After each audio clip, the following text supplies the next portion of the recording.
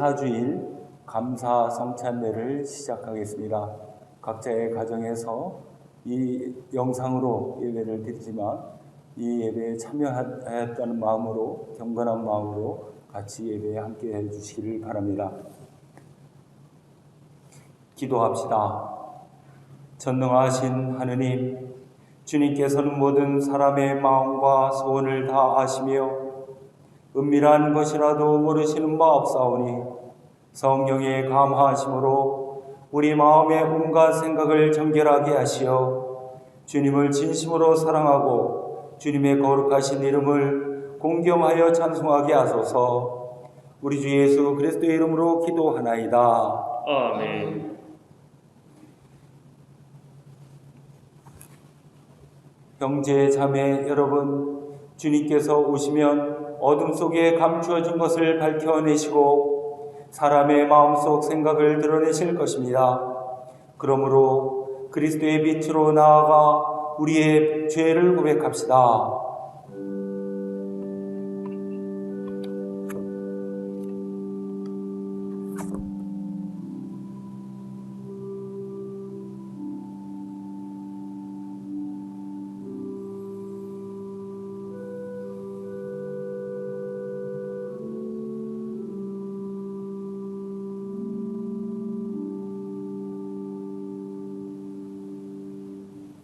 자비하신 하느님, 우리는 생각과 말과 행실로 주님과 이웃에게 죄를 지었으며 또한 자주 의무를 소홀히 하였나이다. 주여 우리 죄를 용서하시고 우리로 하여금 예수 그리스도 안에서 새로워지게 하소서.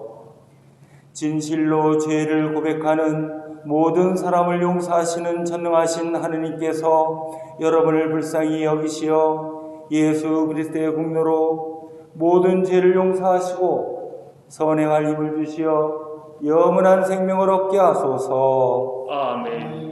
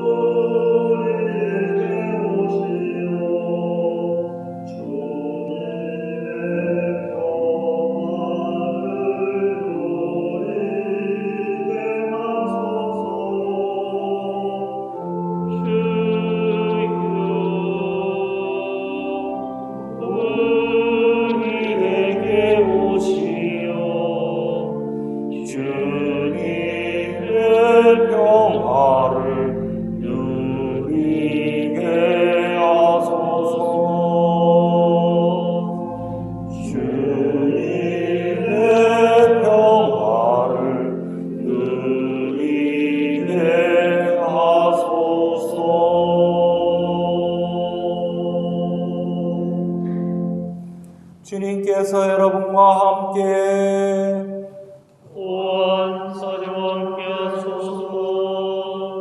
기도합시다. 은혜로우신 하느님, 성모 마리아의 순종으로 말씀이 육신이 되어 우리 가운데 오셨나이다. 구하오니 우리도 주님의 뜻을 따라 다시 오시는 주님을 맞이할 수 있도록 굳센 소망으로 헌신하게 하소서. 이는 성부와 성령과 함께 한 분 하느님이신 우리 주 예수 그리스도 이름으로 기도하나이다.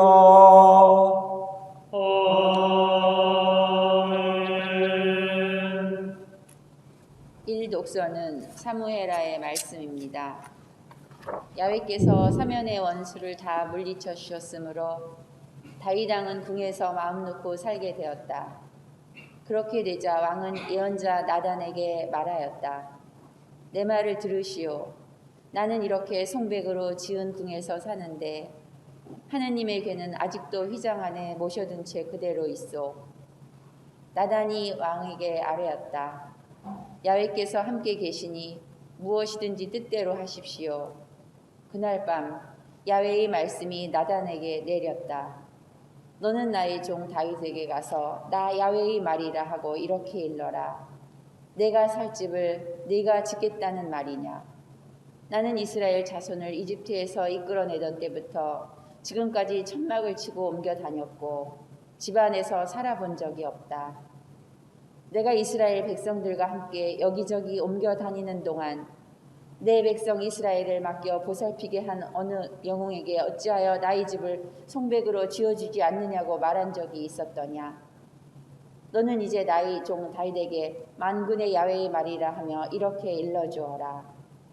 나는 양떼를 따라다니던 너를 목장에서 데려내다가 내 백성 이스라엘의 영도자로 삼았다. 그리고 나는 네가 어디를 가든지 너와 함께 있으면서 모든 원수들을 내 앞에서 쳐 없애버렸다.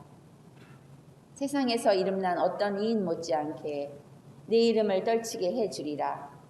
또 나는 내 백성 이스라엘이 머무를 곳을 정해주어 그곳에 뿌리를 박고 전처럼 악한들에게 억압당하는 일이 없이 안심하고 살게 하리라. 지난날 내가 위정자들을 시켜 내 백성 이스라엘을 다스리게 하던 때와는 달리 너희를 모든 원수에게서 구해내어 평안하게 하리라. 나 야훼가 한 왕조를 일으켜 너희를 위대하게 만들어 주리라. 내 왕조, 내 나라는 내 앞에서 길이 뻗어나갈 것이며 네 왕위는 영원히 흔들리지 아니하리라. 주님의 말씀입니다. 하느님께 감사합니다. 내 영혼은 주를 찬양하오며 내 마음은 그를 원하신 하나님을 기뻐합니다. 주께서 저희를 천상하여 주셨으니 이적으로 백성들을 얼마나 알 것입니다. 전하시는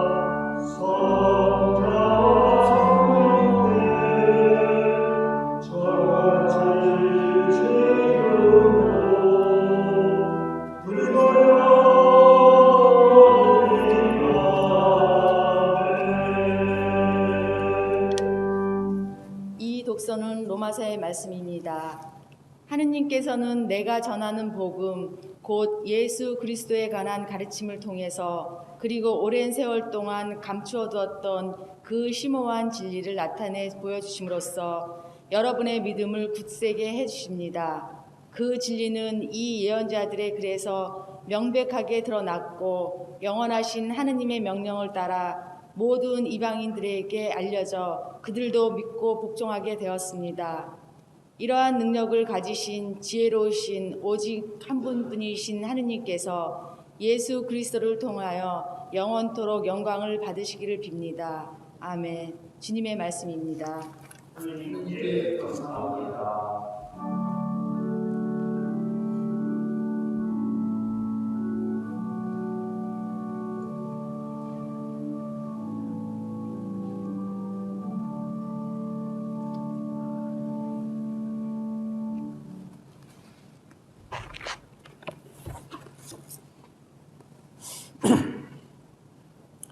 할렐루야 할렐루야. 주님의 길을 예비하고 그의 길을 곱게 하라. 모든 사람이 그의 구원을 보리라. 할렐루야 할렐루야. 주님께서 여러분과 함께 성 루가가 전한 거룩한 복음입니다. 주님께 영광을 드립니다. 엘리사벳이 아기를 가진 지 6달이 되었을 때 하느님께서는 천사 가브리엘을 갈릴레아 지방 나자렛이라는 동네로 보내시어 다윗 가문의 요셉이라는 사람과 약혼한 처녀를 찾아가게 하셨다. 그 처녀의 이름은 마리아였다. 천사는 마리아의 집에 들어가 은총을 가득히 받으니여 기뻐하여라. 주께서 너와 함께 계신다 하고 인사하였다.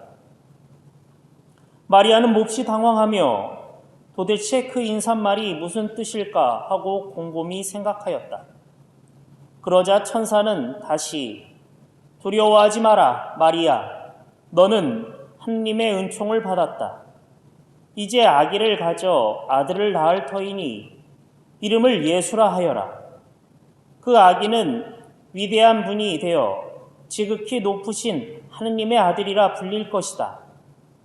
주 하느님께서 그에게 조상 다윗의 왕위를 주시어 야곱의 후손을 영원히 다스리는 왕이 되겠고 그의 나라는 끝이 없을 것이다 하고 일러주었다. 이 말을 듣고 마리아가 이 몸은 처녀입니다. 어떻게 그런 일이 있을 수 있겠습니까? 하자 천사는 이렇게 대답하였다. 성령이 너희에게 내려오시고 지극히 높으신 분의 힘이 감싸주실 것이다. 그러므로 태어나실 그 거룩한 아기를 하느님의 아들이라 부르게 될 것이다. 내 친척 엘리사벳을 보아라. 아기를 낳지 못하는 여자라고들 하였지만 그 늙은 나이에도 아기를 가진 지 벌써 6달이나 되었다. 하느님께서 하시는 일은 안 되는 것이 없다. 이 말을 들은 마리아는 이 몸은 주님의 종입니다. 지금 말씀대로 저에게 이루어지기를 바랍니다 하고 대답하였다. 그러자 천사는 마리아에게서 떠나갔다. 주님의 복음입니다. 그리스도를 찬미합니다.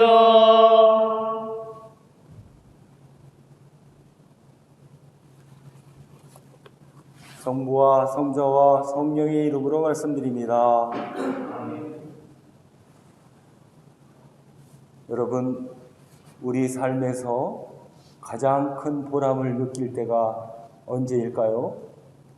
또 무슨 일을 했을 때 우리들의 또 각자의 존재의 가치를 확인하고 정말 가슴이 뻐근하게 느껴질 정도로 성취감을 느낄 수 있을까요? 사람마다 다를 수는 있겠습니다만은 결국은 귀하게 쓰임받았을 때가 아닐까 싶습니다. 정치인이라고 한다면 국민의 선택을 받아서 또 국민의 종으로서 시대 정신에 맞게 국정을 잘 수행해서 역사에 좋은 일꾼으로 기록되는 것이 아마 큰 보람일 겁니다. 교사라면 교사대로, 또 회사원이면 회사원대로, 또 각자의 삶의 자리에서, 각자의 영역에서 귀하게 쓰임받았다라고 여겨질 때가 가장 기쁘고 또 보람 있는 일이 아닐까 싶습니다. 반면에 아무도 나를 필요로 하지 않는다라고 느껴진다면 그거야말로 큰 불행이 아닐 수가 없습니다. 우리 또 주변에 보면 주변에 사람들 많은 그런 사람들이 있어요. 그렇다고 해서 귀하게 쓰임받았다고 볼 수는 없습니다. 가령 권력자나 돈 많은 사람들에게 많은 사람들이 주변에 있습니다. 그거야 그 사람 자체가 필요해서가 아니라 권력이나 돈이 필요해서 그 사람과 가까이 지내려고 하는 것 아니겠습니까? 권력이나 돈이 쓰임받는 것이지 사람이 쓰임받는 것은 아닙니다. 우리 모든 성직자와 신자들은 하느님으로부터 쓰임받기 위해서 부르심을 받은 사람들입니다. 우리가 세상 일에서도 높은 사람, 또 귀한 사람으로부터 부탁받은 일을, 위임받은 일을 성실하게 잘 수행하고 또 칭찬받을 때 얼마나 자랑스럽습니까? 세상 일도 그러한데 하느님으로부터 부름을 받고 하느님의 계획을 성취하기 위해서 쓰임을 받는다는 것이야말로 우리 삶에서 가장 영광스러운 일이 아닐 수가 없습니다. 순박한 시골 처녀인 마리아에게 천사 가브리엘이 나타나서 아들을 잉태하리라는 소식을 전해줍니다. 물론 마리아는 약혼을 했습니다마는 당신의 관습에 의해서 남편인 요셉과 정식으로 부부관계를 맺지 못한 상태였습니다. 그래서 마리아는 대답을 하죠. 이 몸은 처녀입니다. 어떻게 그런 일이 있을 수 있겠습니까? 라고 의문을 제기했습니다. 천사 가브리엘은 성령이 너에게 내려오시고 지극히 높으신 분의 힘이 감싸주실 것이다 라고 답했습니다. 그런데 지금 우리 사회에서도 처녀가 임신을 하면 사회적으로 곱지 않은 시선이 쏠리고 또 아주 어려운 상황에 처하게 됩니다. 예수님 당시에는 더욱 위험한 일이 아닐 수가 없습니다. 우리가 요한복음에서 볼 수 있듯이 사람들이 부정한 여인을 예수님 앞으로 끌고 와서 돌로 쳐 죽이려고 했던 그런 사건도 있지 않았습니까?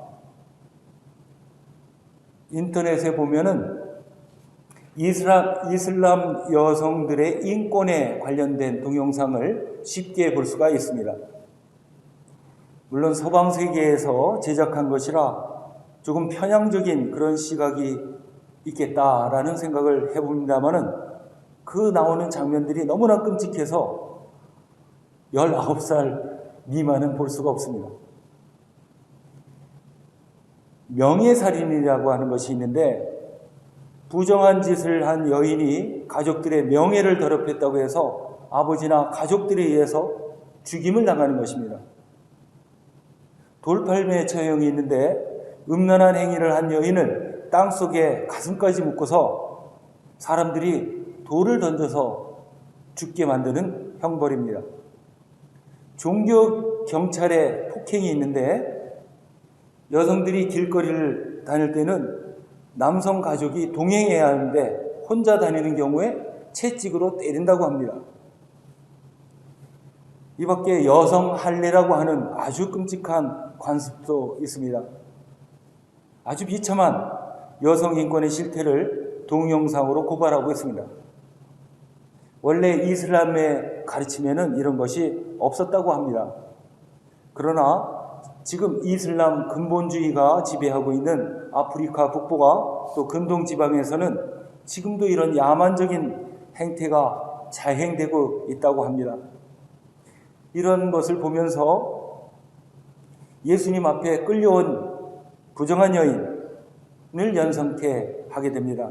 그리고 또 마리아도 연상하게 되겠죠. 마리아가 당황하고 겁을 내는 것은 당연합니다. 순결을 지켜야 하는 시기였고 엄연히 약혼한 요셉이 있기 때문입니다. 너무나 뜻밖의 일이고 이런 일은 상상조차 할 수 없는 상황이었습니다. 그리고 그 뒤끝이 얼마나 힘들 것인가 라고 하는 것을 순간적으로도 예측할 수 있는 일이라고 보여집니다. 그러나 천사는 그 아기가 지극히 높으신 하느님의 아들이라 불릴 것이라 했고 또 영원한 나라를 다스릴 것이다 라고 했습니다. 그런데 과연 그 말을 믿을 수 있을까요? 우리가 성경으로 마리아의 이야기를 잘 보고서 또 그렇게 마리아는 훌륭하구나 이렇게 생각할 수 있겠지만 내가 그 자리에 있다라고 생각한다면 정말 믿을 수 있을까요? 혹시 마리아 자신은 믿을 수 있어도 세상 사람들이 그 말을 그대로 받아들이기는 불가능할 것 같습니다. 상상을 해보면 마리아는 부모에게 어떻게 이 말을 전할 수 있었을까? 또 남편에게는 어떻게 말을 했을까? 많은 걱정을 했을 것 같습니다. 물론 요셉에게도 천사가 나타나서 소식을 전하기는 했습니다마는 그 전에 요셉은 몰래 파혼하기로 마음을 먹지 않았습니까? 또 다른 사람들, 마을 사람들은 또 이 사실을 어떻게 받아들일까요? 처녀가 임신을 했으니 그 어떤 변명도 들으려 하지 않았을 것이다 하는 생각을 하기도 하고요. 또 황당하게도 성령으로 잉태했다고 하면 더욱더 납득하기 어려웠을 것 같습니다. 그런데 마리아는 거절하거나 회피하지 않았습니다. 인생이 결정될 문제인데 좀 더 생각해 봅시다 라고 하든지 아니면 남편과 좀 상의 좀 하면 안 되겠습니까? 라든지 또는 나는 자격이 없습니다. 너무나 미천해서요. 더 귀한 집 자녀를 좀 찾아보시면 어떻겠습니까? 이렇게 회피하지도 않았습니다. 사실 사양하는 거, 또 사명을 맡기시려고 하나님께서 부르시는데 핑계대고 물러서는 것은 겸손이 아닙니다. 교만입니다. 또는 믿음이 없는 것입니다. 하느님의 힘과 능력을 믿지 못하는 것입니다. 우리는 하느님께서 하시는 일은 안 되는 것이 없다라는 사실을 믿어야 합니다. 하느님은 절대적으로 옳다라고 하는 것을 믿어야 합니다. 마리아는 이런 믿음으로 순종합니다. 이 몸은 주님의 종입니다. 지금 말씀대로 저에게 이루어지기를 바랍니다. 하고 대답합니다. 정말 위대한 순종이다 라고 할 수 있겠습니다. 누가 시키는 대로만 하면 된다. 또는 남들 하는 것처럼 남들만큼만 이렇게 하는 것은 순종이 아니고 무책임입니다.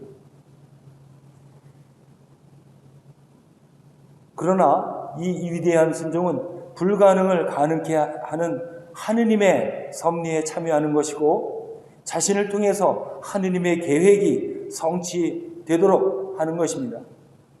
성서에는 이런 위대한 순종에 대한 증언으로 가득 차 있습니다.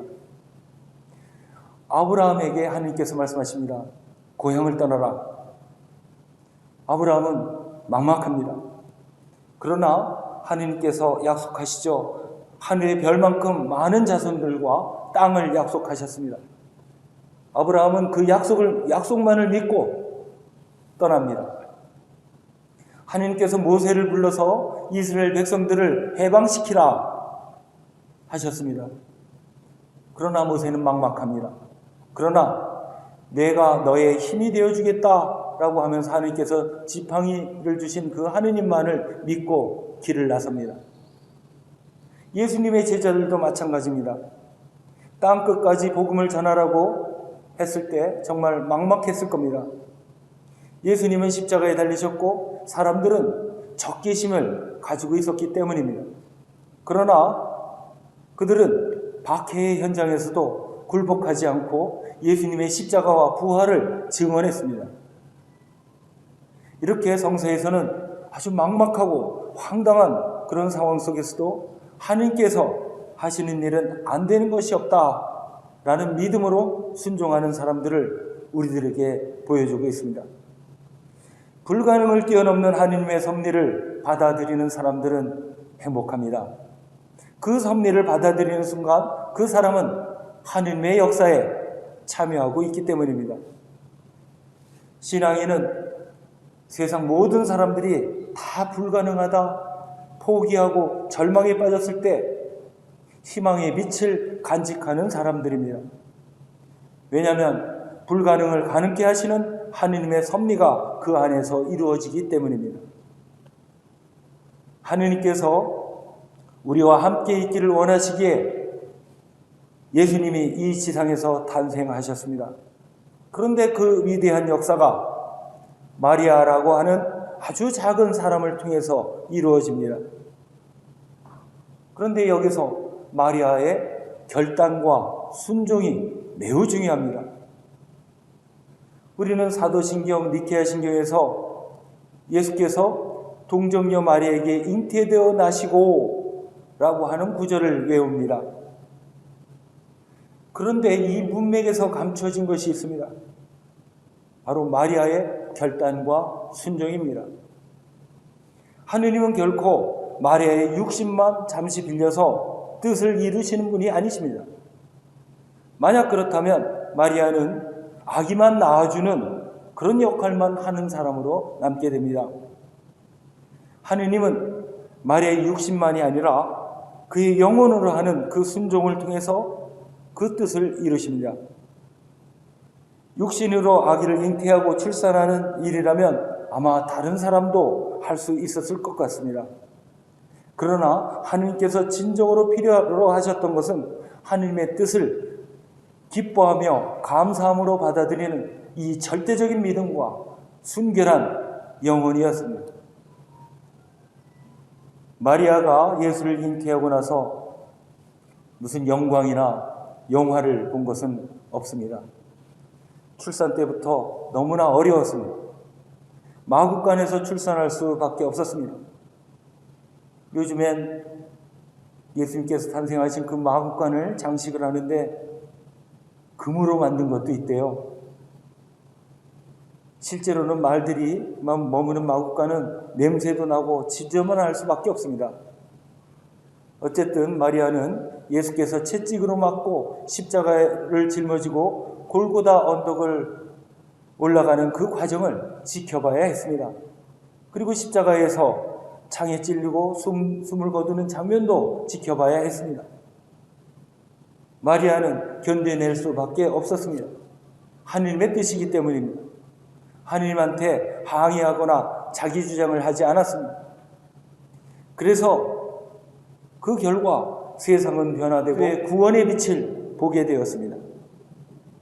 하느님은 가장 평범한 사람, 아니 평범하지도 못한 그런 사람에게서, 아주 작은 사람에게서 하느님의 당신의 계획을 이루셨습니다. 마리아, 내가 정말 필요하다. 하느님께서는 이러셨을 것 같습니다. 마리아 자신이 무슨 성녀나 성모가 될 것이다 라고 상상조차 했겠습니까? 그저 목수의 아내로 그럭저럭 살아갈 인생이었습니다. 하느님께서는 그런 사람을 귀하게 보시고 그를 통해서 새로운 역사를 이루셨습니다. 마리아가 지금 말씀대로 저에게 이루어지기를 바랍니다 라고 순종하기 전에는 축복이 있었습니다. 처음 마리아를 찾아온 가브리엘 천사는 은총을 가득히 받은 이여 기뻐하여라, 주께서 너와 함께 계신다 라고 했습니다. 그 은총으로 마리아는 성령을 입고 하느님한테 마음을 열 수 있었습니다. 그 은총이, 그 축복이 지금도 우리에게 베풀어집니다. 여러분, 한번 바꿔볼까요? 은총을 가득히 받은 여러분들의 이름, 은총을 가득히 받은 요한이여 기뻐하여라, 너에게 주께서 너와 함께 계신다 라고 한번 생각을 해보시기를 바랍니다. 마음속으로 외워보시기를 바랍니다. 여러분들은 어떤 대답을 하실까요? 하느님께서는 지금도 우리에게 오시어 당신의 계획을 성취하십니다. 우리 각자에게는 다 하느님의 계획이 있다는 것입니다. 우리가 하느님으로부터 축복받았음을 믿을 때 하느님의 뜻이 나를 통해서 이루어집니다. 하느님으로부터 귀하게 쓰임받는 영광을 잊게 됩니다. 여러분, 마리아와 같은 순수한 영혼으로 순종하는 여러분들에게 가장 기쁘고 영광스러운 성탄이 임하기를 바랍니다. 성부와 성자와 성령의 이름으로 말씀드렸습니다.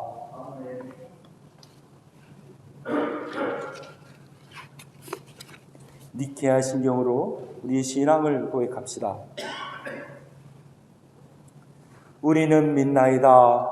한 분이시며 전능하신 하느님 아버지, 하늘과 땅과 유형무양한 만물의 창조주를 믿나이다.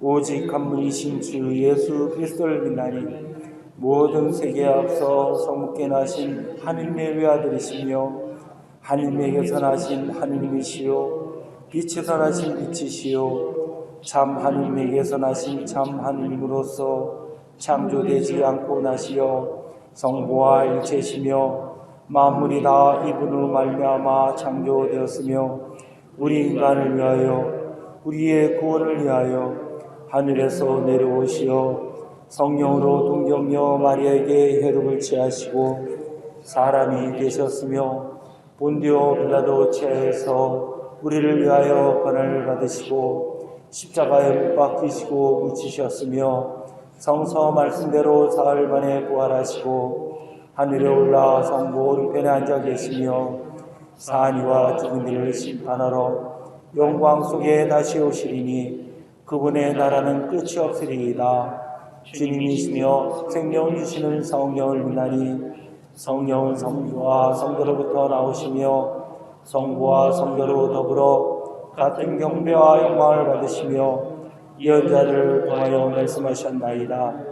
하나이요 거룩하고 사도로부터 이어오는 공교회와 죄를 용서하는 한 해의 세를 믿으며 죽은 이들의 부활과 후세의 영생을 믿고 기다리나이다. 아멘. 교회와 세상을 위하여 기도합시다. 교회를 위하여 기도합시다. 주여, 진리와 일치 은총으로 항상 온 교회를 감화하시어 모든 성직자 특별히 우리 주교 이경호 베드로 주교와 모든 교인들이 서로 화목하여 합심하여 세상에 복음을 전함으로써 주님의 영광을 나타내게 하소서. 주여, 우리의 기도를 들어주소서. 세상의 정의와 평화를 위하여 기도합시다. 주여, 이 세상에 평화를 주시고 특별히 우리나라 지도자들을 인도하시어 악행과 악습을 막으시고 진리와 정의를 지켜주소서. 주여, 우리의 기도를 들어주소서. 가난한 사람들과 병든 이들과 어려움을 당한 모든 사람들을 위하여 기도합시다. 주여, 이 변화많은 세상에서 모든 근심하는 사람들과 병든 사람들을 위하여 위로하시고 건져주소서. 주여, 우리의 기도를 들어주소서. 주여, 우리의 소원을 살피시고 주님의 뜻대로 이루게 하소서. 주여, 우리의 기도를 들어주소서. 별세한 이들을 위하여 기도합시다. 주여, 부활을 기다리는 모든 별세한 이들이 영원한 생명을 누리게 하소서. 주여 우리의 기도를 들어주소서. 전능하신 하느님, 우리들의 예수 그리스도의 이름으로 간절히 기도하나이다. 아멘.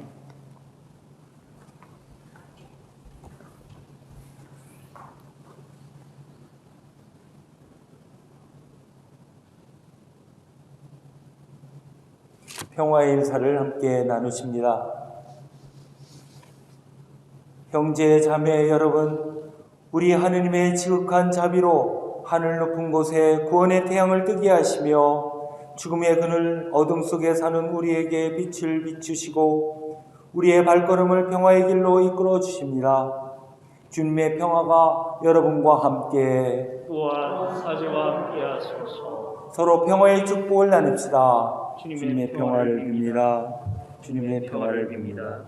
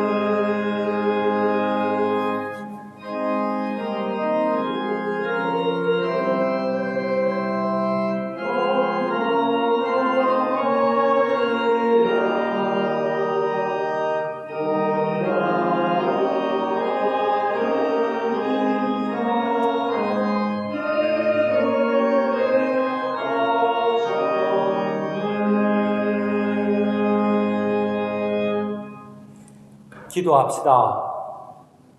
주여, 권능과 영광과 경이로움으로 위엄이 주님의 것이며 하늘과 땅에 있는 모든 것이 주님의 것이나이다.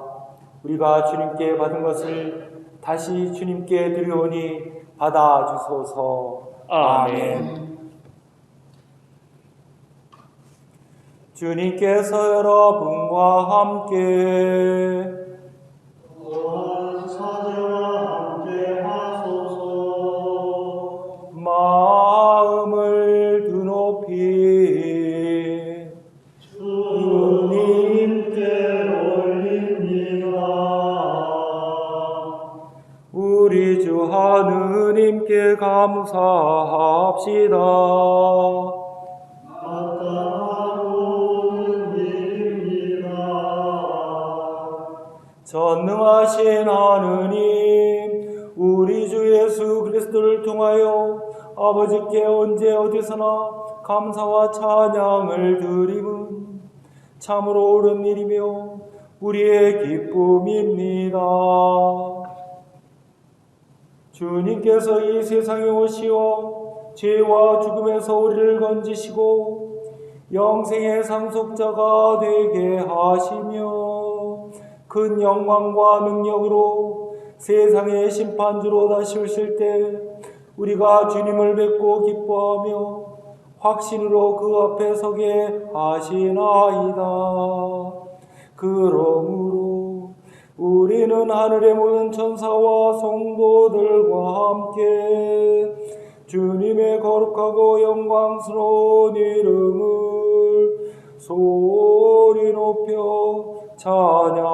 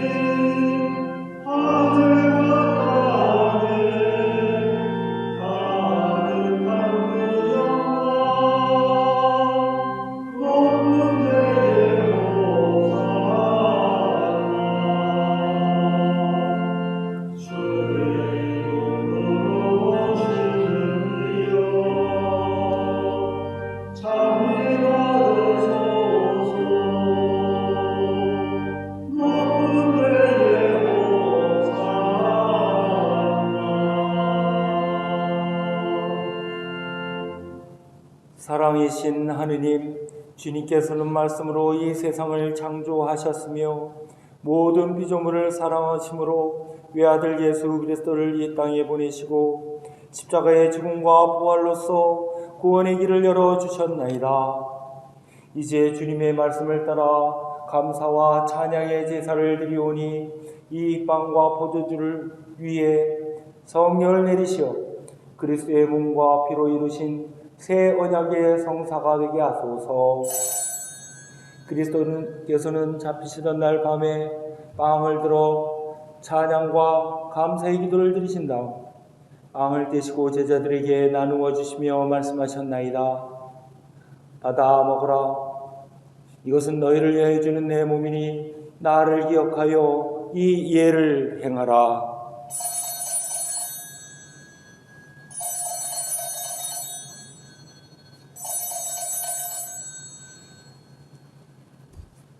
식후에 잔을 드시고 감사의 기도를 드리신 다음 그들에게 주시며 말씀하셨나이다.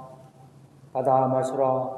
이것은 죄를 용서해 주려고 너희들과 많은 사람을 위하여 내가 흘리는 새로운 계약의 피니 마실 때마다 나를 기억하여 이 예를 행하라.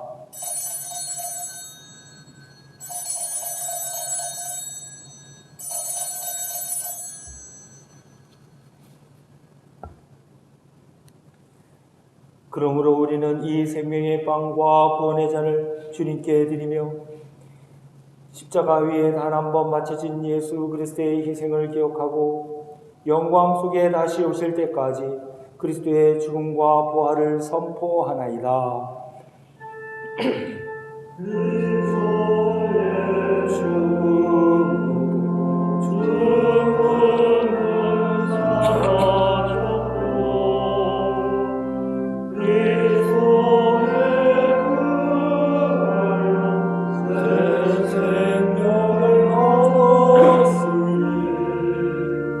주 예수여 영광 속에 가시옵소서.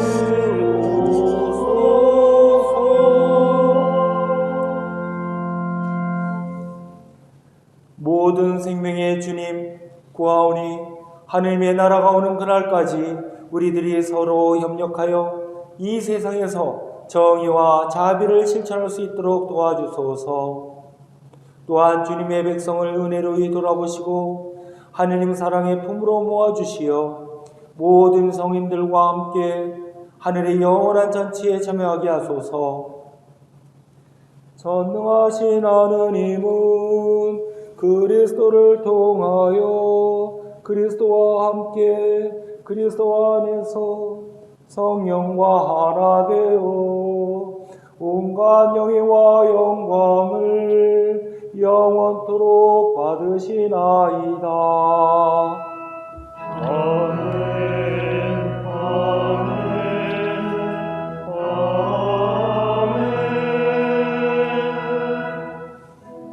우리 구세주 그리스도께서 가르치신 대로 기도합시다. 우리 아버지, 온 세상의 아버지를 하느님으로 받들게 하시며 아버지의 나라가 오게 하시며 아버지의 뜻이 하늘에서와 같이 땅에서도 이루어지게 하소서. 오늘 우리에게 필요한 양식을 주시고 우리가 우리에게 잘못한 일을 용서하듯이 우리의 잘못을 용서하시고 우리를 유혹에 빠지지 않게 하시고 악에서 구하소서. 나라와 권세와 영광이 영원토록 아버지의 것이옵니다. 아멘.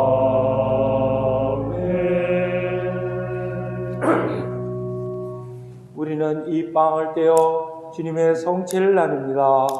우리는 서로 하나 한 빵을 나누며 한 몸을 이룹니다. 하느님의 어린 양 세상의 죄를 없애시는 주여 우리를 불쌍히 여기소서. 하느님의 어린 양 세상의 죄를 없애시는 주여 우리를 불쌍히 여기소서. 하느님의 어린 양 세상의 죄를 없애시는 주여 우리에게 평안을 주소서.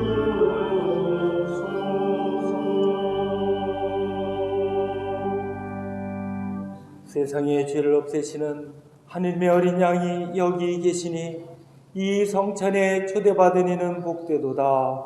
주여, 주님을 대하여 오시기를 감당치 못하오니 한 말씀만 하소서. 제가 곧 나으리이다.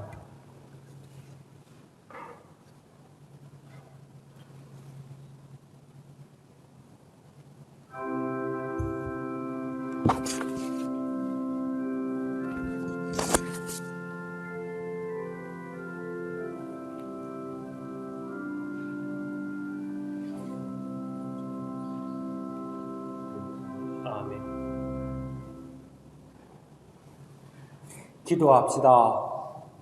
전능하신 하느님, 우리가 이 성찬으로 주님의 자비하신 은총을 받았나이다.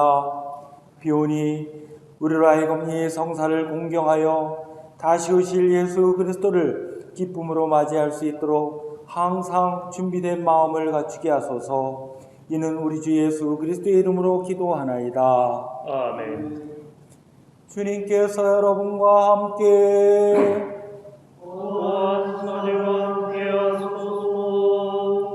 의로움에 비치신 그리스도께서 교우들을 비추시어 여러분의 앞길의 어둠을 몰아내시고 전능하신 하느님 성부와 성자와 성령은 여러분에게 강복하소서.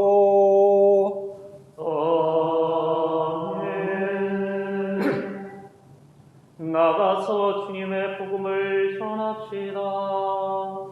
그리스도의 이름으로